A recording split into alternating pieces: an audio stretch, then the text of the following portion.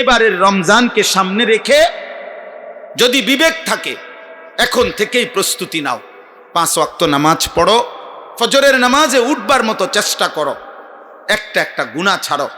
বয়স্ক বাবা আপনাদেরকেও বলি, শেষ হায়াতটা আল্লাহর ইবাদত আখিরাতের ফিকিরে আরেকটু নেকি বাড়াবার চেষ্টায় সময়টা কাটান। শুধু শুধু এই বিড়ি সিগারেট, চা দোকানের আড্ডা, টেলিভিশনের নাচ গান আমার চাচা বাবা আপনারা নষ্ট করবেন না। মা বোন আপনাদেরকে বলি, মা বোন মুসলমান যারা শুনছেন, আপনারা আপনাদের ইজ্জতের কদর করেন, পর্দার কদর করেন, সবাই মিলে চলেন রমজানকে আমরা গুনাহমুক্ত হয়ে আল্লাহর ইবাদত করব। এই প্ল্যান প্রোগ্রাম সিদ্ধান্ত নিয়ে রমজানকে স্বাগত জানাই, বলেন ইনশাআল্লাহ। এই জন্য চলেন। আমার কথা শেষ, আমি এটাই বলতে চাই, লাআল্লাকুম তাত্তাকুন। আল্লাহ বলছে বান্দা রমজান কদর করো, রোজার মাস বদলে যাও, গুনাহ ছেড়ে দাও, নতুন করে আচ্ছা পিছনের ভুল ভ্রান্তি যা হইছে সব ঝেড়ে ফেলে নতুন উদ্যমে ঘুরে দাঁড়াও। আমি আরেকবার দিলাম সুযোগ, রমজান যদি আল্লাহ আমগরে হায়াত দেয়। আল্লাহ যেন বলে বান্দা প্রতিবার আমি 11 মাস পরে আমি 1 মাসের একটা সুযোগ দেই, আইয়ামাম মাদুদাত, অল্প কয়টা দিন, এ দেখতে দেখতে চাঁদ উঠবে, দেখতে দেখতে আবার ঈদের চাঁদ উঠবে, অল্প কয়েকটা দিন তুমি একটু ঘুরে দাঁড়াও বান্দা, পিছনের ভুল ভ্রান্তি থেকে তওবা করে রমজানের এক একটা ঘন্টা, মিনিট, সেকেন্ড সোনার দামে, রূপার দামে, মণি মুক্তার দামে। আল্লাহ যেন বলে স্বর্ণ মণি মুক্তার চাইতো বেশি দামে আমি আল্লাহ রমজানের এক একটা সেকেন্ড আমি যেন বান্দা তোকে দিলাম। প্রতি সেকেন্ড সেকেন্ডে নেকির পাহাড় জমবে, নেকির পাহাড়। সেকেন্ড সেকেন্ড গুনাহ মাফ হবে, কোটি কোটি গুনাহ মাফ হবে, কোটি কোটি গুনাহ মাফ। ঈদের দিন ফেরেশতা ডাক দিয়ে বলবে, হাদিসে আছে, ঈদের দিন যেই বান্দা পুরা একটা রমজান আর আল্লাহর পাকের ইবাদতে লেগেছিল, গুনাহ থেকে বাঁচছিল, আল্লাহ মাফ করে দেন, মাফ করে দেন, মাফ করে দেন। আলহামদুলিল্লাহ, আমার কোনো সমস্যা না। ব্যক্তিগতভাবে আমি কোনো ভোটে প্রার্থী না এবং কোনো মার্কার পক্ষে আমি কোনো প্রচারণাও করি না যে ব্যাপক জনসমর্থন দরকার, এমনটা আমার দরকার নেই। আমি অনেক সমর্থন দিয়ে করব, আমার তো সমর্থন দিয়ে কোনো কাম নেই। আমার সওয়াব দরকার, নেকি দরকার। আর আল্লাহর কথা একজনকে বললেও নেকি হয়, বুঝেন নাই কথাটা? কয়জনকে বললে নেকি হয়? তো খালাস, আমি একজনকে বলার সুযোগ পাইলেই মন্দ কি? আমার নেকি না দরকার, ব্যাপক জনসমর্থন আমার এটা দরকার নেই। এই জন্য আমি সবার কাছে অনুরোধ করি, আজ থেকে অনেক আগে, কমপক্ষে 15 বছর আগে হবে খুব সম্ভব, ঠিক তো সাল মনে নাই, আমি জনাব আলহাজ মাওলানা আব্দুল করিম মুমিন সাহেব, যিনি এখন আমার পাশে বসা, ওনার মাহফিলে আমি আরো অনেক আগে একবার আসছিলাম। বাড়িতে তখন মাহফিল হয়েছিল, সরকারি রানিং আমার যতটুকু মনে আছে, একজন সচিব ওই মেহমান হিসাবে ওই মাহফিলে আসছিলেন। ওনার সাথে আমি অনেকক্ষণ কথাও বলছিলাম। ইসলামিক ফাউন্ডেশনে তিনি চাকরি করতেন। তো এই সূত্রে ওনার কথা বলার কারণে আমি এই মাহফিলে আসছি। তো এই জন্য বললাম যে ভাই আমার, যে কয়েকজন নওজোয়ান ভাই বাবা আপনারা বসছেন, ছেলেরা তোমরাও বসেছ, অল্প কিছুক্ষণ সময় আল্লাহর কথা মনোযোগ দিয়ে শুনলে ভালো হবে। জীবনটা সারাক্ষণই খেয়াল খুশি তামাশা, আসলে এটা ঠিক না। সারাক্ষণই একজন মানুষ হাসে, লড়ে সরে, ফুর্তি করে, মোবাইল টিপে, বুট বাদাম খায়, লক্ষ্য উদ্দেশ্যহীন চলে, এটা আসলে সুস্থ স্বাভাবিক মানুষের কাজ না। এটা প্রতিবন্ধী, মানসিক ভারসাম্যহীন মানুষের কাজ, মানুষের কাজ। এটা একটা প্রয়োজনের জন্য বানানো হয়েছে মোবাইল, 24 ঘন্টার জন্য বানানো হয়নি, এটা স্বাভাবিক কথা। এটা একটা প্রয়োজনের জন্য, এটা একটা প্রয়োজনের জন্য বানাইছে। এটা সারাদিন যদি কেউ এটা লইয়া বইয়া থাকে তো বেওকুফ ছাড়া আর কিছু না। তাহলে মোবাইল তো প্রয়োজনে, যখন যেটুকু প্রয়োজন এটা তো ঠিক আছে। আর একজন মুমিন হিসাবে প্রত্যেক বিষয়ে আমার জন্য হালাল হারাম জানা এটা আমার জন্য জরুরি। তাহলে এই জন্য আমি বললাম, আমি অনেক সময় এটা বলি, এখনকার ছেলে পেলে আপনারা দেখবেন, যেই কোনো মানুষ, তোমরা ছেলেরা দেখো আমার এই কথাটা, যে যারা প্রচণ্ড মোবাইলে আসক্ত, সারাদিন রাত মোবাইল চালায়, এরা মানসিক ভারসাম্যহীন, প্রতিবন্ধী। হ্যাঁ, আস্তে আস্তে, চিল্লায়ও না, চিল্লায়ও না, বেহুদা চিৎকার দেয়। তোমার কাছ থেকে আমি সমর্থন চাচ্ছি না, বুঝতে বলছি, মজাক করো না, বুঝতে শিখো ভাই, তোমার জন্যই তুমি বুঝো। এই পৃথিবীতে তুমি নষ্ট হয়ে গেলে, যুবক পচে গেলে, কারো সময় নাই তোমার এটাই না ধরার। স্বার্থপরেই দুনিয়া, সবাই ব্যস্ত এখন, আপন মা বাবার হাতেও সময় নেই। 3, 4, 5 বছরের বাচ্চা সারাদিন টেলিভিশন দেখে, মোবাইল দেখে, নষ্ট হয়ে যাইতেছে, মায়ের হাতে সময় নেই। বাবা বলতেও পারবে না যে গত 1 মাসে না 365 দিনের 1 বছরে বাবা জীবিত, অথচ বলতেও পারবে না যে ওনার 16 বছরের ছেলেটা যে একদিনও 5 ওয়াক্ত নামাজ পড়ে না। কি কারণ? আপনার দায়িত্ব কি ছিল এখানে? আপনার ব্যর্থতা কি? কিছুই ওনারা জানে না। ব্যর্থতা, আরে ব্যস্ততা, কারো হাতে সময় নেই, সময় নেই। এই জন্য বললাম, মনে রাখো ভাই, তুমি যদি তোমারকে নিয়ে না ভাবো, তুমি যদি তোমার কথা চিন্তা না করো, এই ব্যস্ততম সময় পৃথিবী, স্বার্থপর এই দুনিয়া, কারো হাতে সময় নেই। এই নষ্ট হইলে নষ্ট হয়ে গেলে আর কি, অনাদরে, অবহেলায়, নারী, ছবি, নাচ, গান, অশ্লীলতা, বেহায়াপনার, অসভ্যতার আড্ডায় একদিন হারায় যাবে আর কি। একদিন দেখবা কবরে চলে গেছো, অসুস্থ হয়ে গেছো, বৃদ্ধ, অক্ষম, দুর্বল হয়ে গেছো, পৃথিবীর আর কোনো জানোয়ারও তোমার নাম নেবে না। মানুষ তো দূরে থাক, কোনো অসৎ চরিত্রহীনের নাম পৃথিবীর কোনো জানোয়ারও নেন। সেই মনে করে সে নিজে নিজে আত্মতৃপ্ত আর কি, নিজে নিজে মনে করে আমি খুব মজা করতেছি। না, এই জন্য বললাম, ওই যে দেখেন, ওই বেয়াদব দেখেন, এই দেখেন, দেখছেন? এই কইলাম না মানসিক ভারসাম্যহীন, যে এখন বললাম না? নাইলে বলেন এটাকে নিষেধ করার পরে ওই মোবাইলটা উঠাইলো কেন? তার মানে এটাই ব্রেইনে কাজ করেন, এটাই তো আমি বলতে চাই। হ্যাঁ হ্যাঁ, এটা বাস্তবতা বাবা। একজন মানুষ মনে কর, আমি বনবিজ্ঞানীর, বড় দার্শনিক, পণ্ডিত, বড় ব্যক্তিদের সাথে কথা বলছি, আলহামদুলিল্লাহ, FCPS ডাক্তারের সাথে কথা বলছি, বিভিন্ন জনের সাথে। মোবাইলের এই আসক্তি কি ক্ষতি করে? ওনাদের অধিকাংশের বক্তব্য হলো, প্রথম ক্ষতি করে যে ছেলেটাকে মানসিক ভারসাম্যহীন বানায় ফেলে, তার পার্থক্য শক্তি থাকে না, উচিত না অনুচিত, এটা আসলে কি আমার জন্য এখন করণীয় না বর্জনীয়, এটা আর তার মধ্যে পার্থক্য থাকে না। এই যে দেখতেছে রাতের 3টা বাজে, খবর নাই, 4টা বাজে গেছে, আবার ঘুমাইছে, সকাল 9টা বাজে গেছে, উঠার কোনো খবর নেই, ঘুমাইবারও কোনো রুটিন নাই, ঘুম থেকে জাগবারও কোনো রুটিন নেই, জীবনের কোনো নিয়ন্ত্রণ নেই। এই ভারসাম্যহীন মানুষ, প্রতিবন্ধী মানুষের কাজ এটা। 2 নাম্বার হলো, মোবাইলের এই আসক্তি বড় যে ক্ষতি করে সেটা হলো ব্যক্তির কর্মের স্পৃহা, পরিশ্রমী, ভারী, মেহনতি কাজের যোগ্যতা, কর্মক্ষমতা নষ্ট করে ফেলে। সে আর ভারী কাজ করতে পছন্দ করে না, কঠিন কোনো কাজ করতে চায় না। তার কথা হইল, আমার বাবা কষ্ট করবে, আমি সুস্থ সবল, 18 বছর বয়স, আমি সম্পূর্ণ আমার বাবার উপরে তাকায় থাকবো, ওনার টাকা ওনার প্রয়োজনে কইয়া পারি, না কইয়া পারি, চুরি করে পারি, মিথ্যা কথা বলে পারি, বাটপারি করে পারি, ধোকা দিয়ে পারি, কোন থেকে নেব, আমি কোনো পরিশ্রম করব না। শেষ পর্যন্ত অভিভাবক অতিষ্ঠ হইয়া অনেক ছেলের ব্যাপারে নিরুপায় হইয়া বলে যে যাক, আর কি করার আছে, বিদেশ পাঠায় দাও।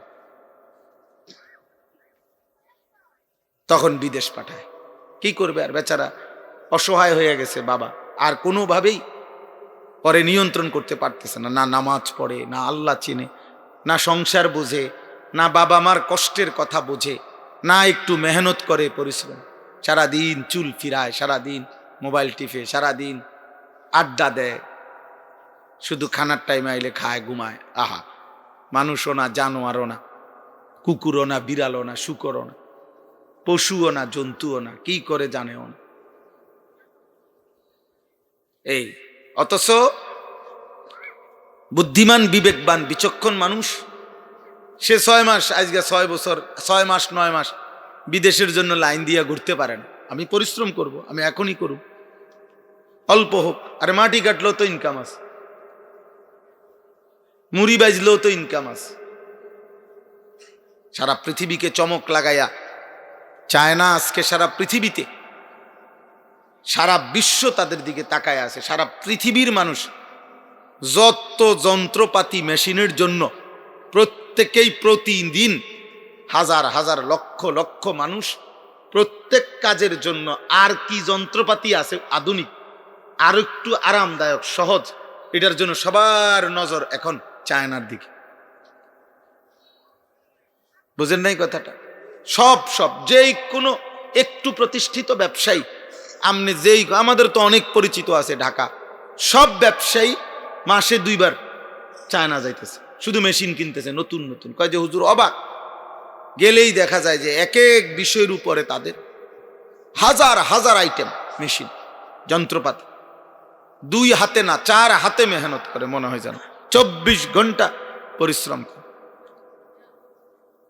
আধুনিক বিশ্বে এখন শিফটিং ডিউটি, মানে মেশিন বন্ধ হয় না, মানুষ বদলায়, প্রতি 8 ঘন্টা পর পর লোক চেঞ্জ হয়, শিফট চেঞ্জ হয়, কিন্তু মেশিন চলতে থাকে, উৎপাদন চলে, লোক বদলায় আর কি। 3 8 24, 3 শিফটে ডিউটি, রাত দিন বরাবর। প্রতি 8 ঘন্টা পর পর তুমি সরো, আবার ওখানে আরেকজন ধরবে কাজ। আপনার 8 ঘন্টা হয়েছে, আপনি চলে যান, আরেক শিফট কাজ করবে। এই যে কর্ম, মেহনত, পরিশ্রম তাদেরকে আগায় দিচ্ছে। তোমরা অগণিত যুবক, তোমরাও বুঝো, তোমাদেরও টাকা দরকার, তোমাদেরও সম্পদ দরকার, কিন্তু তোমরা পরিশ্রম করছো না, দুনিয়া না আখিরাত। তাহলে এমনি কেমনে হইব আব্বা? এমনি কেমনে হইব? মেহনত ছাড়া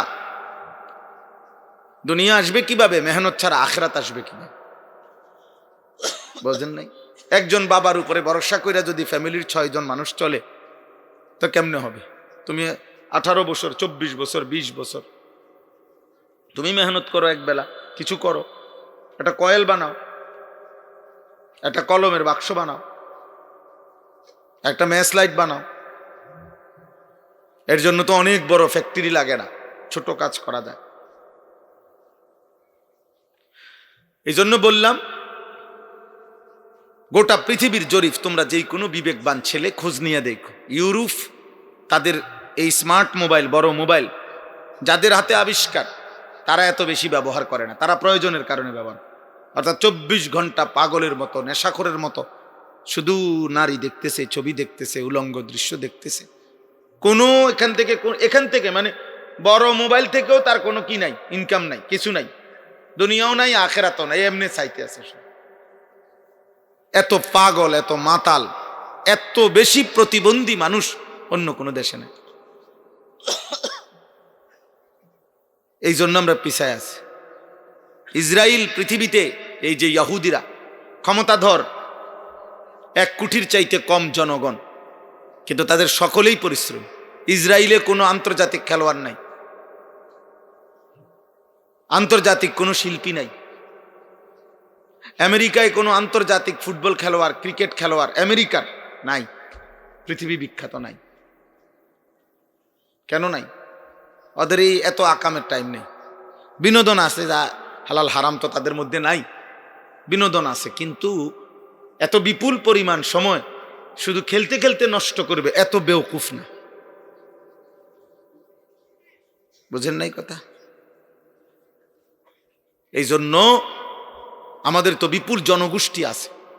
আমাদের সন্তান যদি 5 কোটি সন্তান থাকে, আমাদের যদি একটা জরিপে আমি নিজে পত্রিকায় পড়ছি, বাংলাদেশে প্রতিদিন কমপক্ষে আপনার গড়ে 5 কোটি সন্তান নিয়মিত কিছু না কিছু স্কুল, মাদ্রাসা, জেনারেল যে কোনোখানে প্রতিষ্ঠানে পড়ালেখা করে কিছু না কিছু। তাহলে 5 কোটি কিশোর যুবক যদি এই মুহূর্তে বাংলাদেশে থাকে রানিং, প্রতিনিয়ত চলমান, তাহলে কি পরিমাণ কর্ম হইতে পারত। কিন্তু বেকার কি পরিমাণ মেহনত করে অল্প কিছু মানুষ। একজন ভাই বিদেশ, এটার উপরে ভরসা কইরা বাকি 3-4টা অপদার্থ তার ইনকামের উপরে ভরসা করে চলে। কিরে তুই কি করস? আমার ভাই বিদেশ।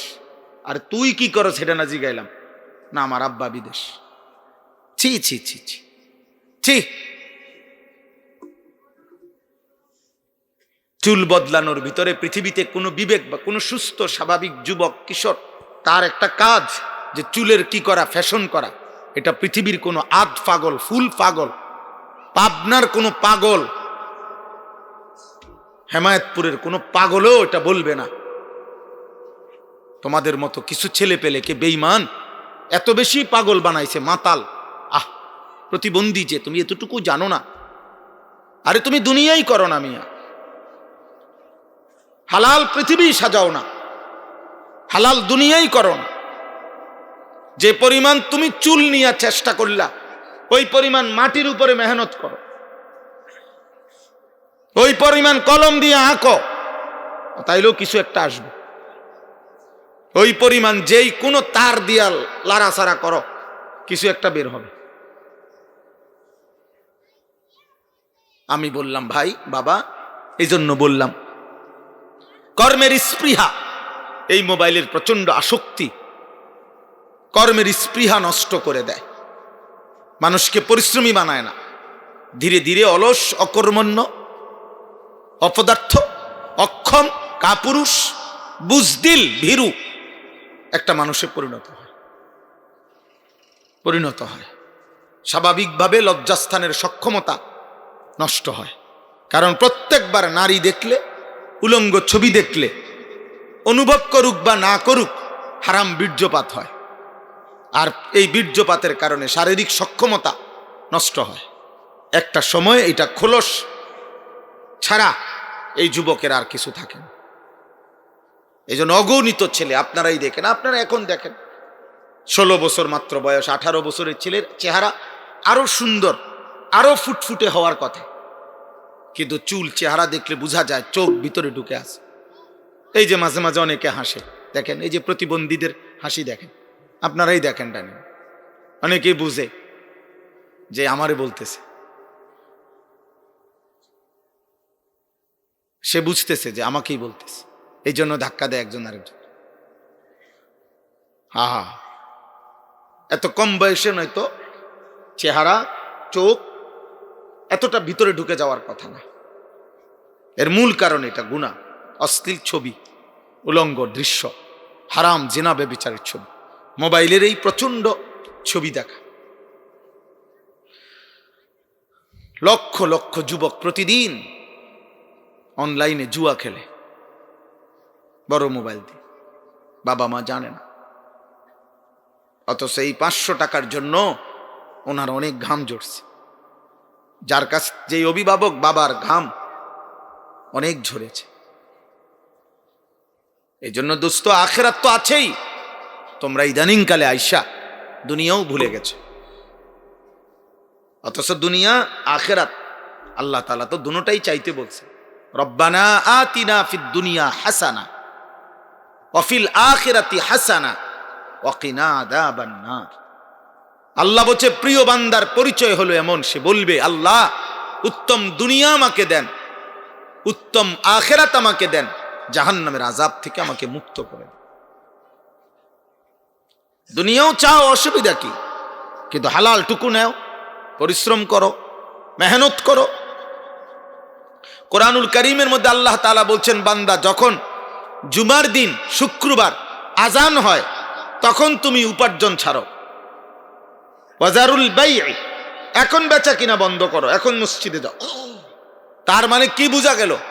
যদি 12টা 15-তে আজান হয়, তো 12টা পর্যন্ত দোকানদারি করো, ব্যবসা করো, উপার্জন করো, আমি আল্লাহ তোমাকে নিষেধ করছি না। ফাইজা কুদিয়াতিস সালাতু ফান্তাশিরু ফিল আরদ, আল্লাহ বলেন আবার যখনই নামাজ শেষ হয় আবার আমার জমিনে ছড়িয়ে পড়ো।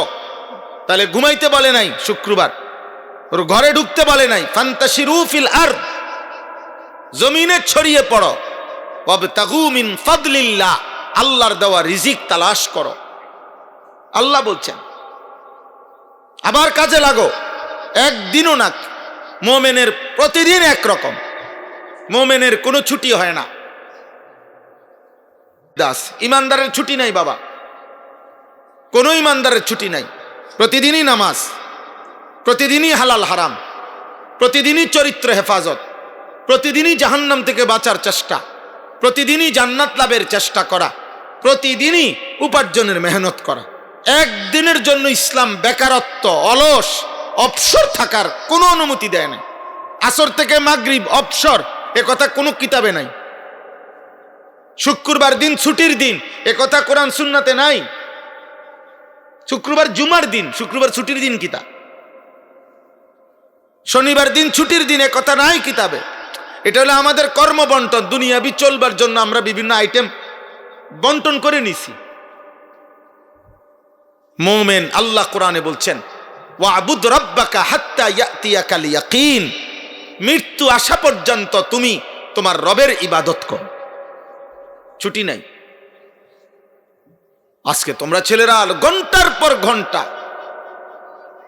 জীবনটা তোমরা নষ্ট করে দিচ্ছ বাবা। না দুনিয়া সাজাইলা, না আখেরাত সাজাইলা। অথচ আল্লাহর কসম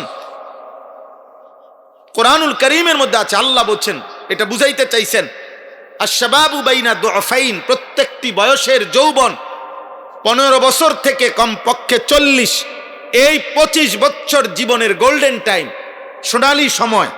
এই সময়ের মধ্যেই ব্যক্তিকে আল্লাহ তাআলা কুওয়াত, শক্তি দিয়েছেন। আল্লাহ বলছে তোমাকে আমি যেই সময় শক্তি দিছি তার কিন্তু দুই পাশে দুর্বলতা। এক হলো শিশুকাল, সেটাও ছিল দুর্বলতা।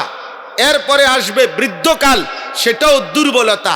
দুই দুর্বলতার বাউন্ডারি ওয়ালে, দুই দুর্বলতার দেয়ালের মাঝখানে যেটুকু সময়, এটুকুই তোমার শক্তি, এটুকুই যৌবন, এইটুকুই সক্ষমতা, এইটুকুই কিছু করা।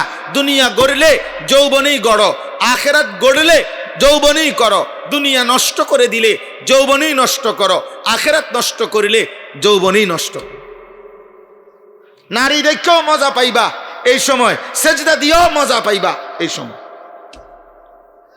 বুড়াকালে দুর্বলতা, ওই সময় কোন রকম ফারম।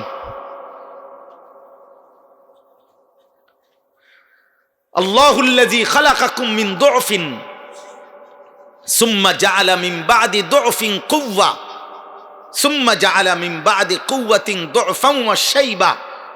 আল্লাহ বলছেন আমি মানুষকে সৃষ্টি করেছি প্রথম দুর্বলতা নিয়ে, মানে শিশুকাল। অতঃপর আমি তাকে দিয়েছি কুওয়াতান, শক্তি, যৌবনকাল। সুম্মা জাআলা মিন বা'দি কুওয়াতিন দুআফান ওয়া শাইবা, অতঃপর পুনরায় আবার দিয়েছি দুর্বলতা, বৃদ্ধকাল। আল্লাহ বলে তুমি শুধু তোমার শরীরে যদি দেখো তাহলেই তুমি বুঝবে ইয়াখলুকু মা ইয়াশা, আল্লাহ যা ইচ্ছা তাই করতে পারেন। এক হাত ছিল ছোট্ট দুর্বল হাত, সেটা হলো শক্তিশালী, আবার হয়ে গেল দুর্বল হাত। আমরাই দেখি এখানে, উনি বয়স্ক মানুষ তো দুর্বল হাত, আমরা যারা মাঝ বয়সী আমাদের হাত সবল হাত, আবার পিচ্চি বাচ্চার হাত দুর্বল হাত, তা আমাদের মধ্যে আমরা দেখি। আল্লাহ বলে দেখো তো এবং বুঝে নাও আমি যা ইচ্ছা তাই করতে পারি। এজন্য জীবন বদলাও। মাহে রমজান সামনে, রমজানকে সামনে রেখে এক মানুষের জীবন, বিবেকবান, বুদ্ধিমান, বিচক্ষণ, মেধা সম্পন্ন মানুষ তাকে বলে যে ব্যালেন্স করতে পারে, ভারসাম্য রক্ষা করতে পারে, অতি আবেগে ভেসে যায় না, অতি বিপদে একদম হতাশ হয় না, বরং ব্যালেন্স রাখতে পারে। যার হাসিও নিয়ন্ত্রিত, যার কান্নাও নিয়ন্ত্রিত, যার আনন্দও নিয়ন্ত্রিত, যার বেদনাও কি নিয়ন্ত্রিত, সে উপযুক্ত মানুষ। উপযুক্ত মানুষ, ভারসাম্য রক্ষা করতে পারে যে। আল্লাহ তাআলা আমাদেরকে তৌফিক দান করেন। মাহে রমজানকে সামনে রেখে আমি এই কথাটা মনে করাইলাম সবাইকে, জীবনের ভারসাম্য আনেন। রমজান প্রত্যেকবার ঘুরে ঘুরে আসে আমাদের কাছে। আল্লাহ যেন বলে, বান্দা 11 মাসে যদি আখিরাতের ঘাটতি থাকে তো রমজানে পুরাও, ব্যালেন্স করে নাও, আবার ব্যালেন্স করে নাও।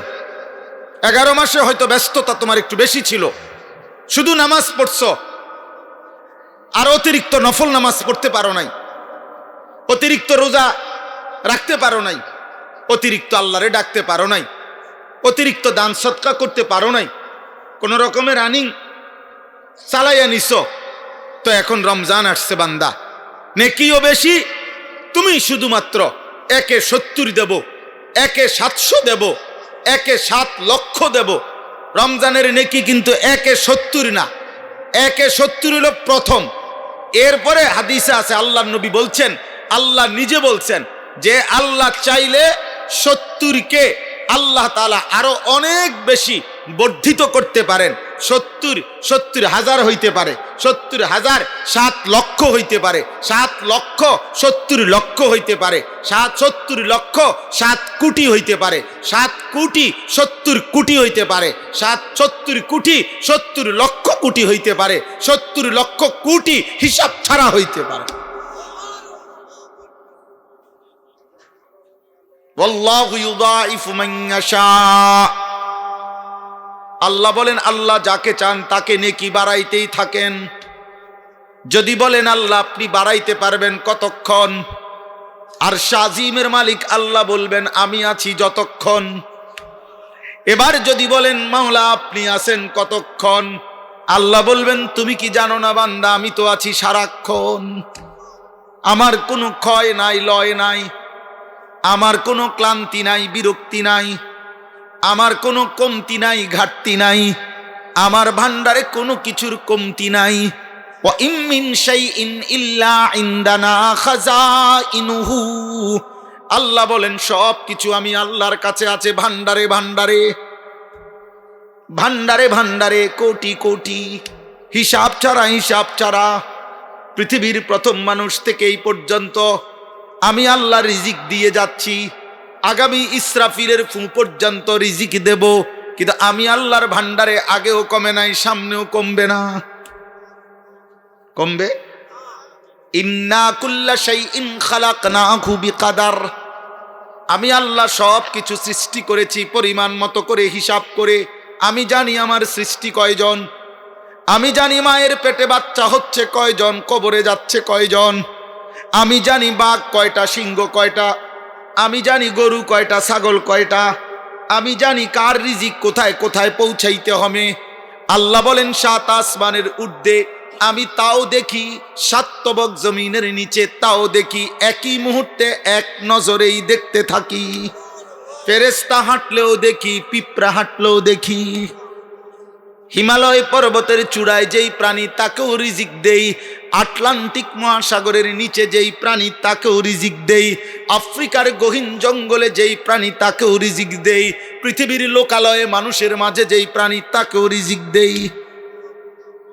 সব তো আমার হিসাব করা, আমি জানি। ওয়ালামু মুস্তাকাররাহা ওয়া মুস্তাউদাহা কুল্লুম ফি কিতাবিন মুবিন। আল্লাহ বলেন আমার কোন সৃষ্টি কখন কোথায় থাকে আমি তো সব জানি।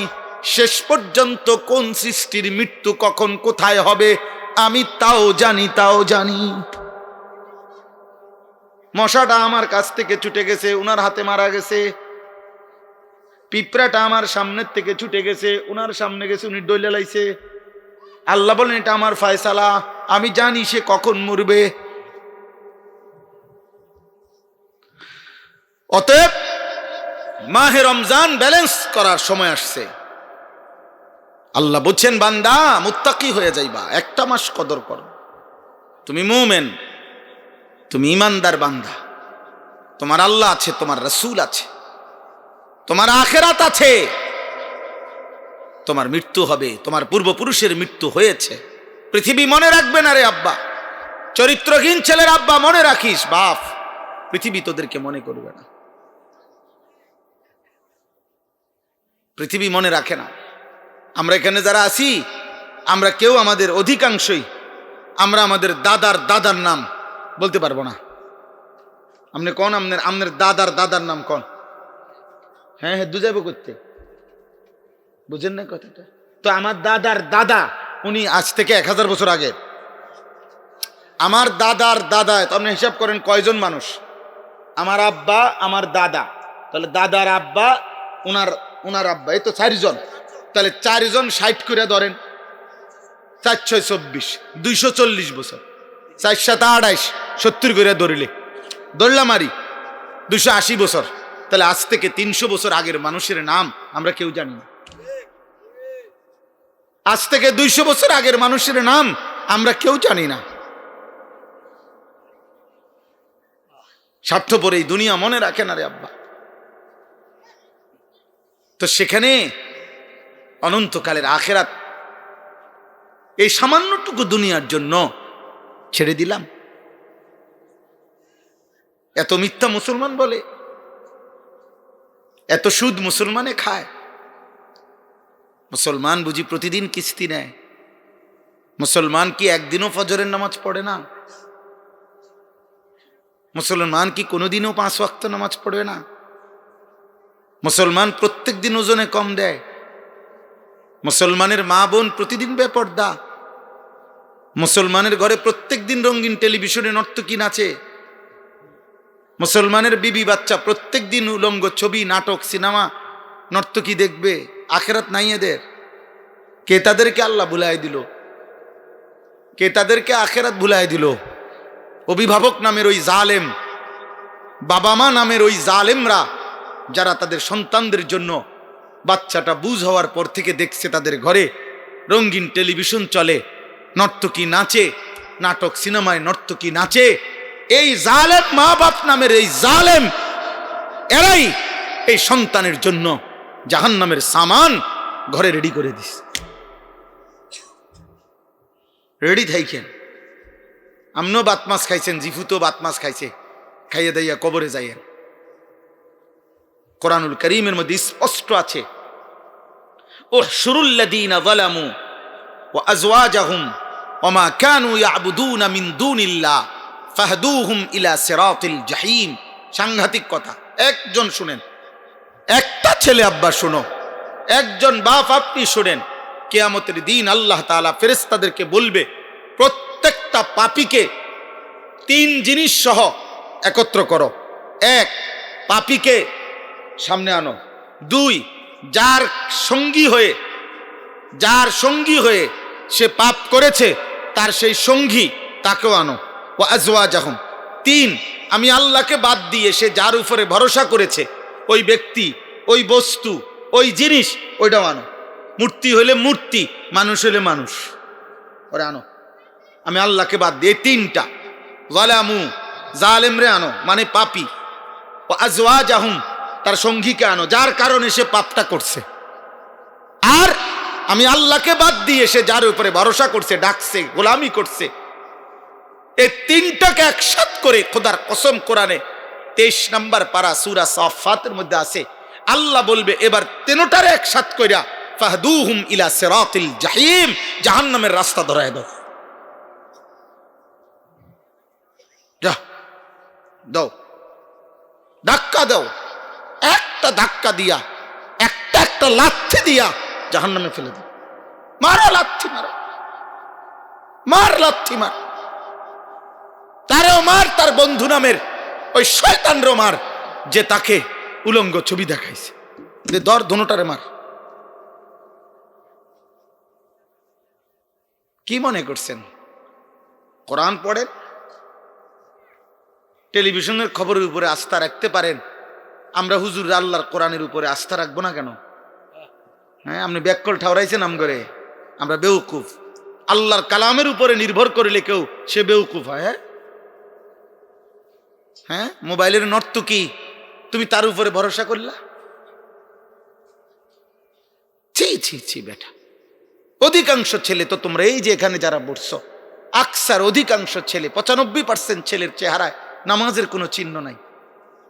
বেনামাজি আমি দাঁড় করাই, চুল চেহারা দেখলেই তো বোঝা যায় কোন বেঈমান, কোন মুশরিক, কোন বেঈমান তোমার পছন্দ। চি বেটা, থুতু বেটা তোর কপালে বেটা, যার চুল বেঈমানের মতো, আফসোস তোর কপালে বেটা।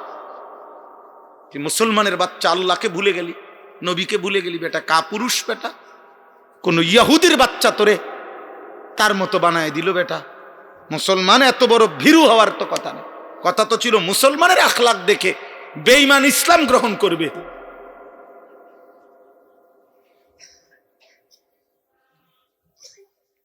মায়ের পবিত্র রক্ত বেটা, আমার দেহ আছে, মায়ের পবিত্র দুধ আমিও পান করছি আলহামদুলিল্লাহ। ছোট্টবেলা থেকে বুঝ হওয়ার পর থেকে কোনোদিন এতটুকু মনে আছে, নিজের ধর্ম কোনোদিন, নিজের আখিরাত, আল্লাহ, আমার রসুল, আমার বাবা, আমার ইজ্জত নষ্ট হতে দেই নাই। বন্ধু আমাদেরও ছিল বেটা, সামান্য একটা মোবাইলের মধ্যে নর্তকীর ছবি আসে, তুমি এটা দেখে দেখেই নষ্ট হয়ে গেল, এক ওয়াক্ত নামাজ পড়তে চাইলা না। ছি ছি ছি। অথচ না দুনিয়া ভোগ করলা, না আখেরাত মিলবে। আহা, এই মোবাইলের নারী ছবি, অস্থির দৃশ্য, পরে তো তুমি দেখছোই, শুধু উপভোগ তো করতে পারো না, ধরতেও তো পারো নাই, সুইতাও পারো না, ফাঁকে তাই ফিডা রাখাইবা আখেরাত। ছি ছি। কোন সুস্থ স্বাভাবিক বিবেকবান মানুষ হইলে একজনে বোঝো বেটা, আল্লাহ কোরআনে বলছেন, বান্দা আমি কিন্তু একসাথ করব জালেমকে, জালেমের সঙ্গীকে, জালেম আল্লাহকে বাদ দিয়ে যাকে ডাকতো তাকে। উহশুরুল্লাযীনা যালামু, কোরআনুল কারীমের মধ্যে আছে প্রত্যেক পাপী কিয়ামতের দিন আফসোস করবে, ইয়া ওয়াইলাতা লাইতানি লাম আত্তাখিজ ফুলানান খলিলা। আমগো বাইজিদ কই, পরে দায়িত্ব দিলাম তো লাম আত্তাখিজ ফুলানান খলিলা, হায় আফসোস আমি যদি অমুককে বন্ধু না বানাইতাম, অমুককে বন্ধু না বানাইতাম। কসম আল্লাহ, কিয়ামতের দিন প্রত্যেক পাপী নিজের আঙ্গুলগুলো এই হয় দাঁত দিয়া কামড়াইবে, ছিঁড়ে ফেলতে চাইবে। কোরআন শরীফের আয়াত, ওয়া ইয়াউমা ইয়া'আদ্দু যালিমু আলা ইয়াদাইহি, আল্লাহ বলে পাপী তার আঙ্গুল কামড়াবে আর আফসোস করে এই কথাটা বলবে, আহা আমি যদি তাকে বন্ধু না বানাইতাম। ইয়া ওয়াইলাতা লাইতানি লাম আত্তাখিজ ফুলানান খলিলা, হায় আফসোস আমি যদি তাকে বন্ধু না বানাইতাম। যে আমারে মদ খাওয়াইলো, বিড়ি ধরাইলো, যে আমারে জিনা ব্যভিচারের আড্ডা দেখাইলো, নারীর উলঙ্গ ছবি দেখাইলো, যে আমারে সুদের আড্ডায় নিল, যে আমারে জুয়ার আড্ডায় নিয়ে গেল। আমি তো ছোট্টবেলা থেকে মায়ের কোলে জুয়া খেলা শিখি নাই, আমি তো মায়ের কোল থেকে মদ খাওয়া শিখি নাই, আমি তো মায়ের কোল থেকে জিনা ব্যভিচার শিখি নাই। ইমানদার মা তো আমারে কোনোদিন এমন খারাপ কথা শিখায় নাই। কই তোমার না বলছিলাম, সেটা আমারে জানাইবার কথা ছিল কিনা, আমাকে জানাইবার কথা ছিল কিনা সেটা বলো। আবারও কথা বলে তো তাহলে তুমি ফয়সালা আইন বানাইলে আমার জন্য, এটা না জানলো তো এটা সিদ্ধান্ত আনো। কেউ আমার দাওয়াত দিছে, কে এর খবর লও। বলছি যে এখানে নামাজ হবে কখন সেটা বলছি আমি। এই মসজিদ নাই, কোন ইমাম খতিব মুয়াজ্জিন নাই। জি ঠিক আছে, শেষ আমার অল্প একটু কথা বললাম, এই জন্য বললাম এটা। আমার ভাই, আমি একটা ছেলে তোমাদেরকে বলি, বাবা তোমা করে মহব্বত করি, আব্বা তোমা করে ডাকবার লোকের বড় অভাব, তোমরা খুব বেশি বাড়াবাড়ি করতেছ। তোমরা মনে করছো এই চুল কোনোভাবে, আমি হাত জোড় করে বলি, এই বেঈমান মুশরিকের চুল পৃথিবীর কোনো গবেষণায়, খোদার কসম এটা সৌন্দর্য, এটা পৃথিবীর কোনো গবেষণায় প্রমাণিত হয় না। থাকলে আমার দেখায়, আমি ব্যক্তিগতভাবে ছেলেদের সব বিষয় নিয়ে পড়ালেখা করি। অনলাইনের খোঁজ খবর আমিও রাখি। তোমরা কাপুরুষ, তোমরা পরাজিত, তোমরা ব্যর্থ, তোমরা তোমাদের ধর্মের অপমান, তোমরা ইসলামের অপমান, তোমরা আল্লাহর দ্বীনকে লাঞ্ছিত করছো। তোমরা যারা নামাজ পড়ো না, তোমরা তোমাদের ধর্মকে অপমান করছো। এত কম বয়সে ইসলামরে বেইজ্জতি করো না। নবীজি আফসুস করবে, কিয়ামতের দিন বলবে, উম্মত 18 বছরের তাগড়া বয়সে আমার সুন্নাত তুমি একটাও ধরলা না কেন উম্মত? আমার এত বড় বেইজ্জতি কেমনে করলে? আমি এত কাঁদলাম। 5 ওয়াক্ত নামাজ কেন পড়বা না? বলো না বাবা, এত শরীর স্বাস্থ্য, আজকে উনি অসুস্থ, উনি দুর্বল, তাহলে উনি বলতে পারে যে হুজুর আমার শরীর চলতেছে না, আমার জান চলতেছে না, আমি অনেক কিছু এখন আর কুলাইতে পারতেছি না, তোমার কি সমস্যা? কথা তো ছিল মসজিদে ফজরের নামাজে নওজোয়ান মুসল্লি হবে বেশি, বুড়া মানুষ হয়তো বৃদ্ধের দুর্বলতার কারণে হয়তো আসতে পারতেছে না, কিন্তু মসজিদকে মসজিদ মুসলমানের 18, 20, 25 বছরের নওজোয়ান চোখেও দেখা যায়। কিরে আব্বা, এত কম বয়সে যদি ঘুমের কাছে তুমি হেরে যাও তো বুড়াকালে কি করবা? 40 বছর যদি, 30 বছর, 10 বছর যদি কোনোদিন ফজরের নামাজ না পড়ো, তো এই নামাজের কথা যদি আর কোনোদিন মনে না পড়ে, এটা যদি তোমার টোটাল ভুল হয়ে যায়, তখন কি হবে? তখন কি হবে? আর যদি কোনোদিন এমন মনে হয় না, গত 40 বছর, 30 বছর, 10 বছরে এমন অসংখ্য মুসলমান নামধারী নাফরমান আছে যে কোনোদিন জানে না ফজরের ওয়াক্ত হয় কখন। আছে না এমন? আহা বদনসিব, হায় রে দুর্ভাগা। আর যদি কোনোদিন মৃত্যু পর্যন্ত মনে না পড়ে, তো তোমার মৃত্যুটা কেমন হবে? তোমার আখিরাত কেমন হবে? আল্লাহর নবী সাল্লাল্লাহু আলাইহি সাল্লাম একাধিকবার হাদিসের মধ্যে বলছে, একারে বুখারী শরীফের হাদিস, মুসলিম শরীফের হাদিস, অন্যান্য কিতাবের হাদিস, নবীজি বলছে যে ফজরের নামাজ পড়ে না সে মুনাফিক, মুনাফিক, মুনাফিক, মুনাফিক, মুনাফিক, মুনাফিক। বেটা কসম আল্লাহ, মুনাফিক বলছে নবী, মুনাফিক। নবী যদি কাউকে বলে মুনাফিক, এবার তোর জন্য হাসরের ময়দানে তোর কোন আব্বায় সুপারিশ করবে তোর বাপের লগে তুই কথা কইস? মনে করে বললাম, একটা ছেলে তোকে বললাম, তোর আব্বার সাথে তুই কথা বলে রাখিস, তোর কোন বাপে তোর জন্য সুপারিশ করবে? যিনি সুপারিশ করবেন তিনি তো তোমারে মুনাফিকই বলছে, কথা বলে না? আর নবীজি কোন কোরআন সুন্নাহর কোনখানে নাই নবী মুনাফিকের জন্য সুপারিশ করবে, এ কথা আছে কোরআনে, এ কথা আছে হাদিসে? তো তাই কে সুপারিশ করবে তোমার লাগি? তোমার আব্বা? হ্যাঁ,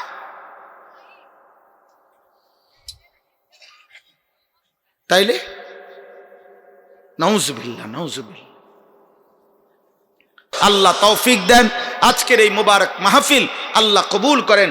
জনাব আলহাজ মাওলানা আব্দুল করিম মমিন সাহেব, আল্লাহ তাআলা বাকিটুকু হায়াত আফিয়তের সাথে দীর্ঘায়িত করেন। ওনার খানদান বংশধর সহ মাহফিলের সাথে সম্পৃক্ত সকলকে আল্লাহ কবুল করেন। আমিন। সুবহানাল্লাহি ওয়া বিহামদিহি।